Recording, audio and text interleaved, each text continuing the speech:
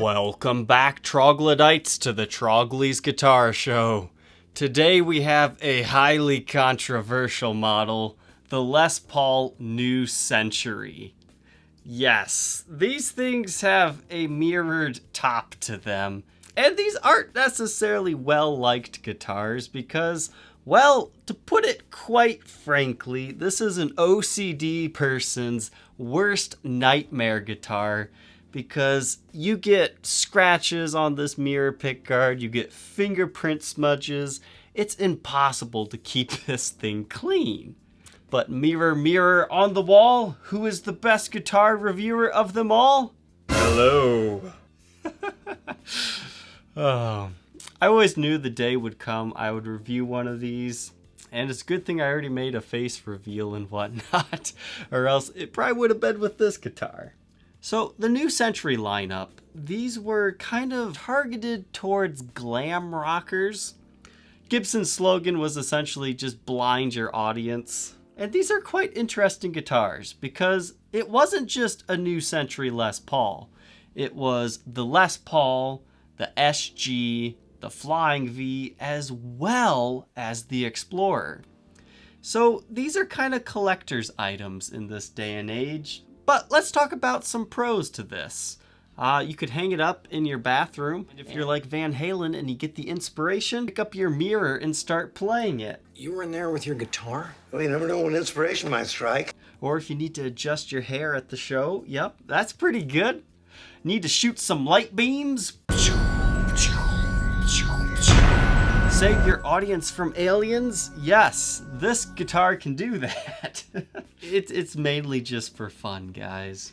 If you're curious how this thing will sound, I'm sorry this is an absolutely terrible review for that because this is a project. My soldering iron broke in the process of trying to work on this thing. I didn't really know what I was doing anyways, so I'm just selling it as is. We'll discuss the issues in a little bit. But let's talk about the specs first.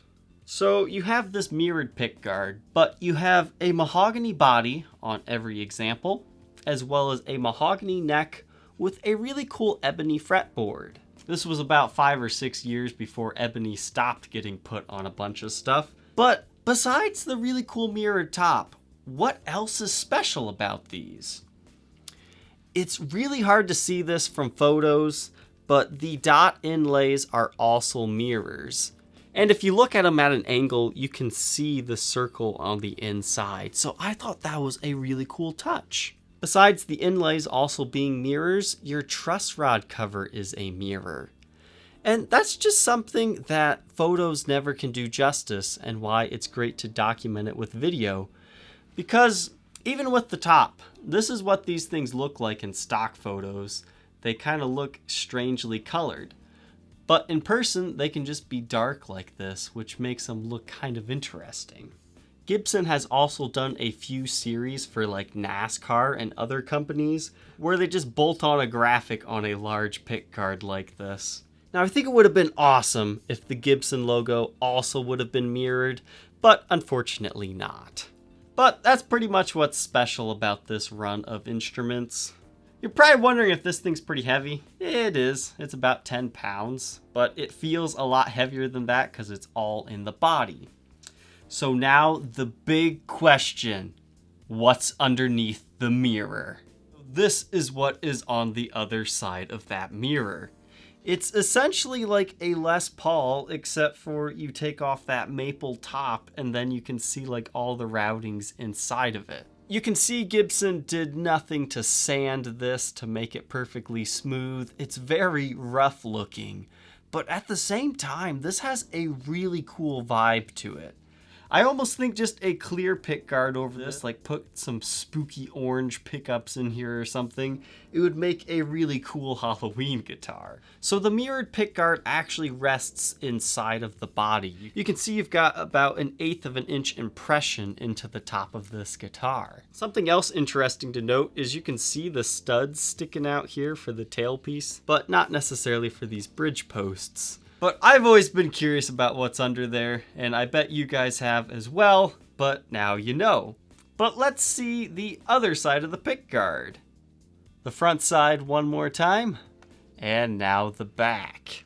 What's interesting here is the back is not the same mirrored material. It's kind of like a gray textured plastic. You can see it's got those wavy lines going to it. But other than that, this is just, a basic pickguard. It is important to note that the reflective top does go all the way until this bottom plastic layer, and that's why you can get some cracks in these, such as right here. However, they never necessarily become super brittle because they have this back plastic. So if you get cracks in yours, don't worry, it's not gonna cut you or anything. It's just kind of now you got the broken mirror vibe. But while we're here, let's talk about what some maniac did. These come stock with the 490R, 498T pickups. They're kind of a standard rock pickup, but they're only supposed to be 2 conductor leads. So what somebody did is they went into the pickup and rewired it so it would be 4 conductor, and they installed these push poles. Now, I'm not an expert on wiring. I don't know if what they did here was correct, but I can tell you 2 of the wires from the 3-way switch are not hooked properly anymore.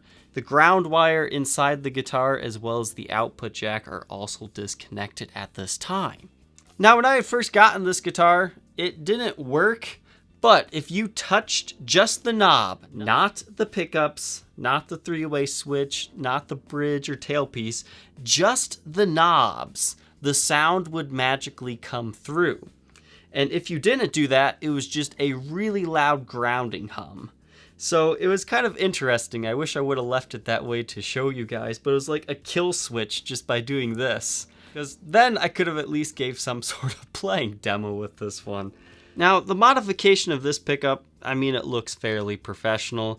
This one, not so much. You've got some hot glue kind of holding it in place. So this could be a quick, simple fix and you have a functioning guitar. Or worst case scenario, you might have to wire this up better and get different pickups.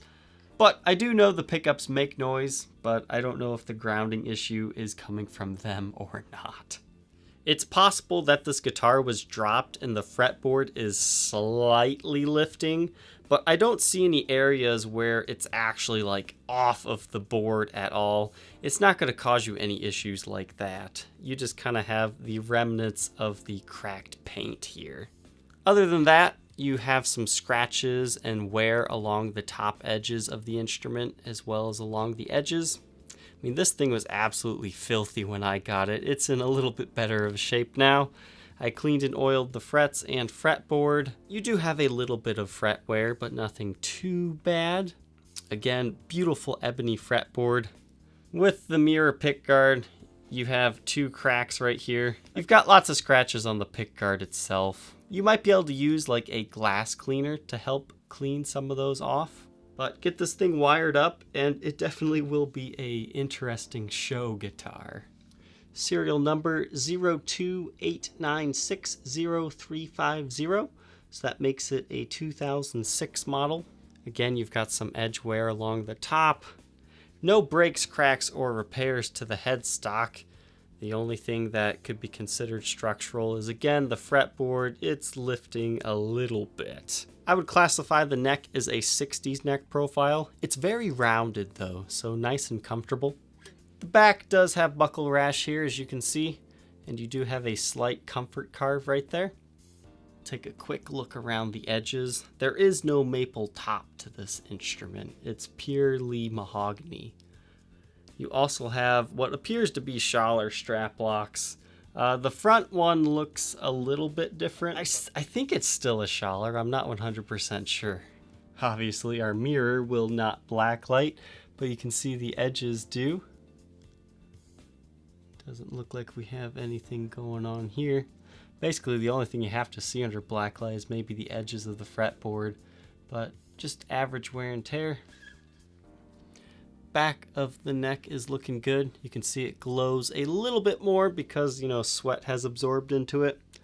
But the actual headstock itself is in good shape. And we'll take a good look at both sides of the fretboard. So the finish is definitely chipping, but it's really hard to tell if that's actually the fretboard coming up or not. So I'll let you be the judge there. But this side you definitely have a lot chipping off, and it is sharp, so be careful if you're playing this guitar. I mean, you can see I'm rubbing my finger along it right now.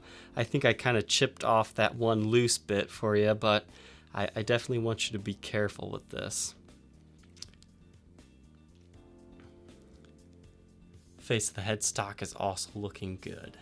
So overall, it's a bit of a fixer-upper. At the very least, it needs some wiring attention. Maybe you could have a luthier sand off the finish along the edges of the fretboard and kind of even it out. That's something else I didn't really make mention of, is like if you take your nail and you feel along the fretboard, it almost feels like the fretboard is slightly larger than the neck. Judging by the way the lacquer looks, I'm guessing this was stored somewhere with some high humidity, and that's why that kind of happened. The neck itself is straight. It does need a truss rod adjustment though. I didn't notice that till just now. But let's look at the case. The case is just an aftermarket cheapie. It's fairly beat up. It looks fairly old to me. I mean, it still protects the guitar okay. The fit's not perfect, but you know, it's an aftermarket case. There is a smoke and pet hair odor to this case. I mean, there's still some residual pet hair in here. So definitely don't buy this if you are allergic to any of those. But inside of here, there is a cool leather strap. I'll leave that in there. And a wire. If you think you might be interested in this Gibson New Century Les Paul, feel free to check out the Reverb listing. A link is in the comments section. Thank you, Troglodytes, for tuning in. Don't forget to like, comment, and subscribe. And we will see you tomorrow on the next episode. Take care.